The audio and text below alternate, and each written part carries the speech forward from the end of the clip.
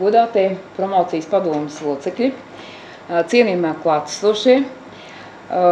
Kaut arī esmu darba zinātniskā vadītāja, bet tomēr es vairāk gribētu runāt par praktiskām lietām, jo pat arī strādāju vairāk kā 20 gadus onkoloģijas klīnikā, un man šķiet, ka tas ir ļoti labs ieguldījums tieši praktiskam pielietojumam.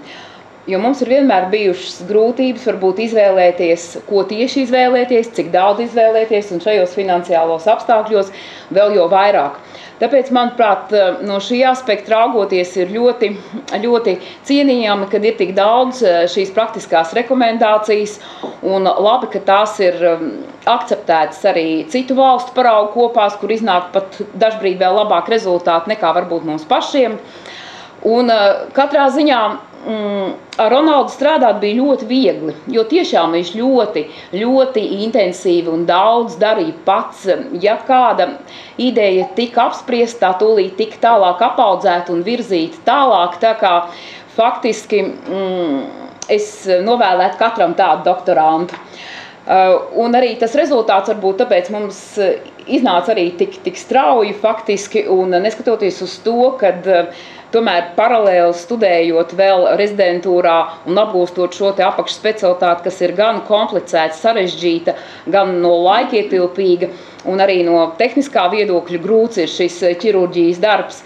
Tā kā, es varētu teikt, tikai to labāko, kad viens ārsts, kurš vēlas arī savu karjeru tālāk saistīt ar ķirurģiju un praktisko darbu, ir spējīgs apkopot, teiksim, ļoti atšķirīgus rezultātus un tādus, par ko diskutē faktiski visa pasaule.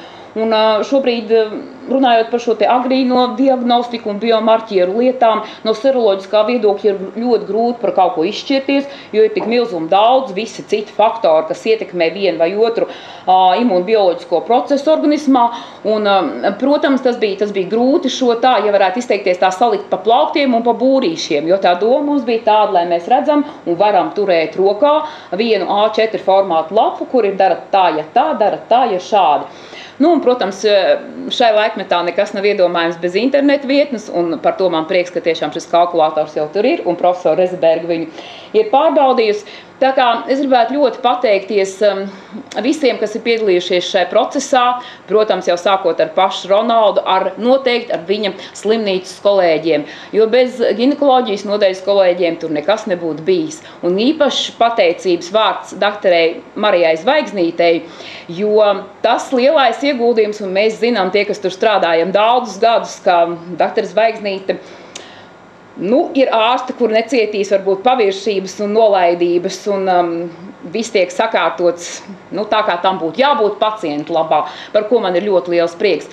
Un es varbūt aizrāvos pat traka to praksi, bet man šķiet, ka tas ir šobrīd svarīgi, jo ir mums tik milzumi daudz dažādu teorētisku pētījumu, un tomēr ķirurģijas padome ir arī tā, kur ir orientēta vairāk uz šīm praktiskajām lietām, uz šo iznākumu.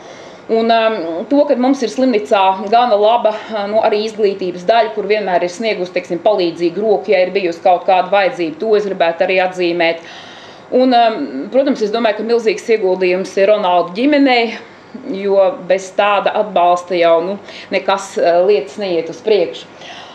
Visbeidzot, man gribas teikt vissirsnīgāko paldies promocijas padomē par ieguldīto darbu, recenzentiem, īpaši profesorai Rezebergai, par ļoti lielu atbalstu visā šajā procesā.